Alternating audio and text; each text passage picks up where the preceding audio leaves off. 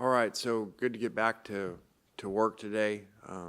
Putting the last game to rest with the lessons to learn from it, which we talked about with you guys last night, and then move forward this morning onto an extremely challenging opponent. Another really hard road game.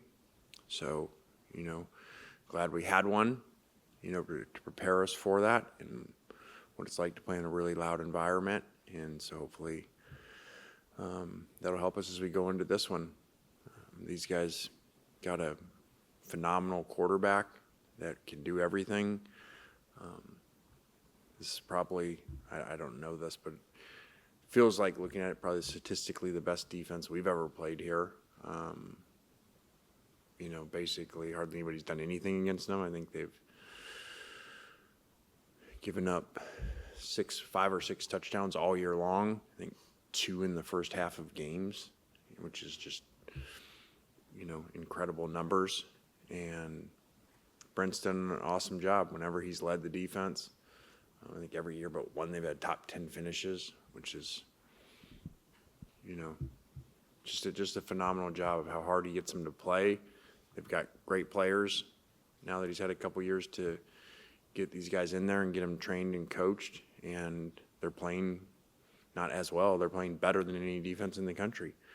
And they basically shut everybody down.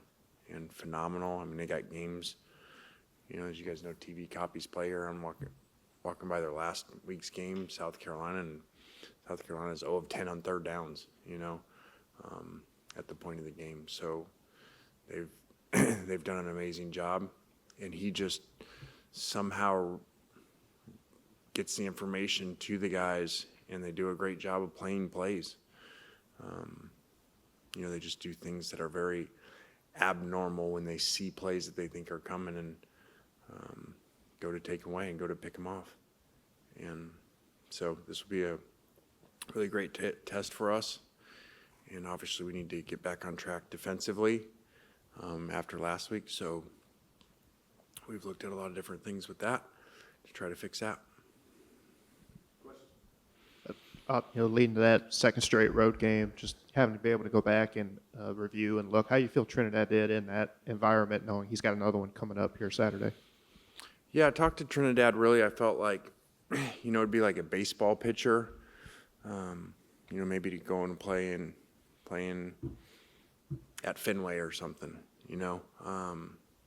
really hard place to play against a, great defensive coach team in Kirby and Schumann that have shut down a lot of quarterbacks and a lot of bad quarterback ratings. And I felt like pretty much probably pitched 6-7 innings of almost no-hit ball, certainly shutout ball if you were putting in a baseball pitching analogy, and then didn't finish it off, there at the end, last couple drives. And had he, it would have been a historical game, to continue at the rate he was playing at or pitching in this analogy, and would have been amazing to do. But we didn't finish it off offensively, and it's too bad because those were 6-7 really phenomenal innings that he pitched, if you put it in that perspective, in a very hard place to play. You mentioned Oklahoma's quarterback a little while ago, also a new offensive coordinator this year. Just how different do they look offensively this year than a year ago? Yeah, night and day, very different. And this guy's done a great job. Presents a lot of problems, runs the quarterback, +1 runs, moves him around. And then they've got a background together, which obviously helps too. So this is a really big challenge. They do a great job. They've always had this defense, really got this defense fixed, the last couple of years, and now they got their offense fixed, and now you got a top 10 team like they have. You know what you're supposed to have at Oklahoma. Coach, in reference to fixing their defense, it seems like depth on the defensive line. They rotate like 8 or 9 guys throughout the game. Yeah, they're coached really well. They have some backups come in, and they look similar. How fast they get off on the ball, and they got really good players that are coached really well. That's a really good combination in a very aggressive almost like defense mindset. I feel like he plays kind of like a lot of offense, or some offenses play sometimes, where it's like when he has them and he has them down, he doesn't get conservative. It's like he's going to really try to like keep going. And it's why you see some of these games where it's just, you know, the offensive numbers are so far down here because he just never lets up. And I think that that's not necessarily always how defensive coaches call it. I think that's maybe a little more some offensive coaches do that. So I think he's taken that mindset and he really knocks people out. I was wondering if you could elaborate on what it is that you think they're able to do to sort of know what's coming sometimes that other teams don't seem to be able to do. Well, I think that's two-part. I think one, it's phenomenal prep. You know, a film study of signals. I mean, that, you know, as I just tell you how it is. I think they do a great job of that. So if you study people really well, you know tendencies, and then you have enough confidence as a coach to go after those. That seems what he does. It seems like, you know, they've got a really good beat on the plays that are coming when they're called, and they do a great job of going and taking those away. I mean, you look at the Auburn game. I mean, I told Hugh after the game watching it, I mean, you might want to switch the signals. Like, it looks like they have the plays. The middle safety's running down to steal slants, which is very abnormal. You may have just answered my next question, but do you get with that in mind? Do you have to kind of shake everything up from a signal standpoint this week, or do you do that every week anyway? No, we're going to keep our same signals. I mean, I guess I was wondering, do you do that every week, or is that something that you have to specifically address because of who you're playing? Yeah, that's a really good question, and competitively, I can't answer that for you. Kiwan, We'll have an off-season seminar on that for you. Teach you how that works. Kiwan's coming off his third multi-touchdown game of the year. How helpful has it been to have him in the backfield to be able to balance out your offense? Yeah, Kiwan's done an amazing job. You know, I always look at things not like, oh, how well did you do them, and sit on that. And I always look at things and say, okay, how could we have done something differently? You know, and I kind of wish we would have got him the ball there in the fourth quarter, you know, as they were driving a lot. But at the same time, too, in my opinion, you move versus Georgia through throwing, especially their defense this year. And it's a lot harder to run against them. That's why you saw a pass-heavy game or quarterback-run game. So, and it worked, 5 series of 5 touchdowns. So it's kind of hard to go away from that. But looking back, obviously, when, you know, he missed some of the throws, you say, well, man, I wish we kind of would have given it to him. But he's done a great job.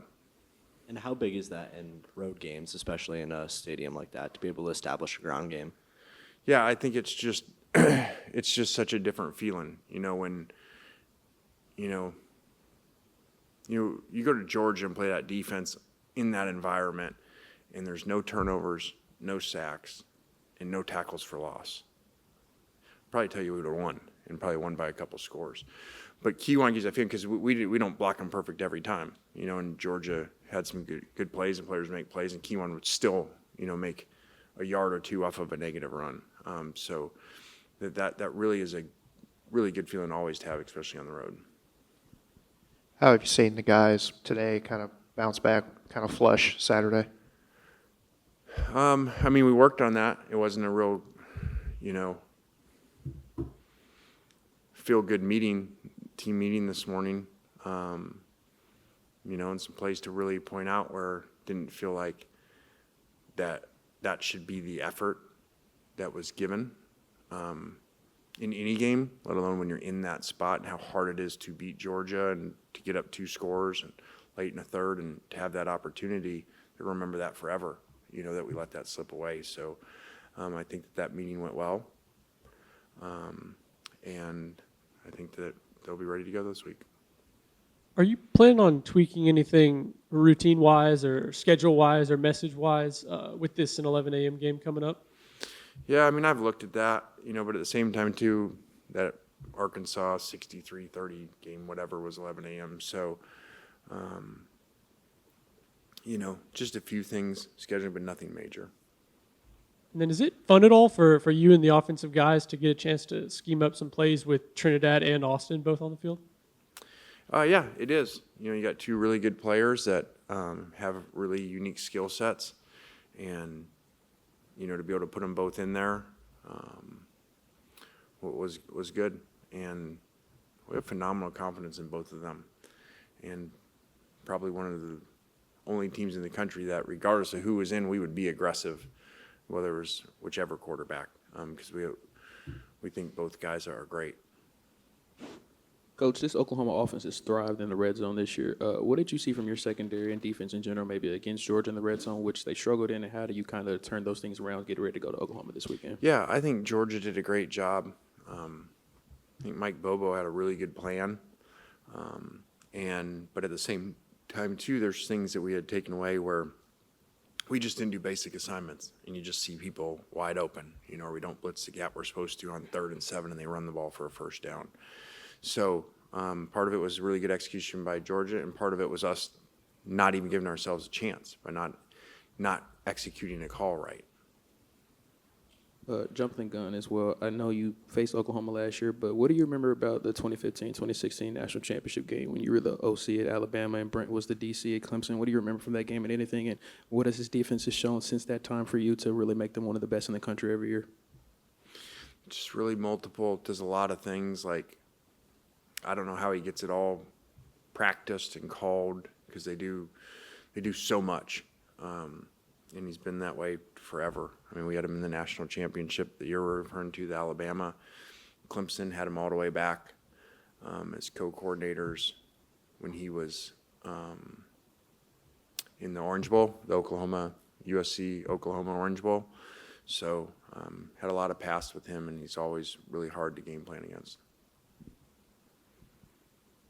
Figured I'd wait and ask this at the end, but I saw your videos either late Friday, Saturday morning. How did you kind of take in the Oxford game and what Knox was able to do there at the end? I mean, that was awesome. I mean, for Dad, I mean, I wish you could have been there. But I was watching on the phone, on the feed, and there's just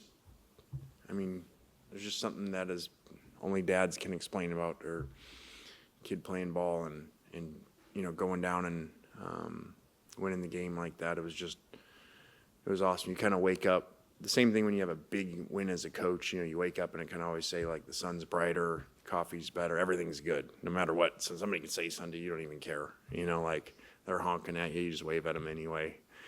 And so I had that feeling even bigger, Saturday morning in Georgia, and I was so happy when he got there for the game. He was able to get over for the game and to see him. And I mean, that's what it's all about, And Kirby said it. We were talking before, and he actually left me a message because I sent Kirby the highlights on our little group chat, and so they were fired up for Knox. And he just said there's nothing like high school football, man. And we talked about it before the game. Like, it's just not the same. It's definitely not in the NFL, and now college has moved more towards the NFL, and it's so pure. And so it was awesome.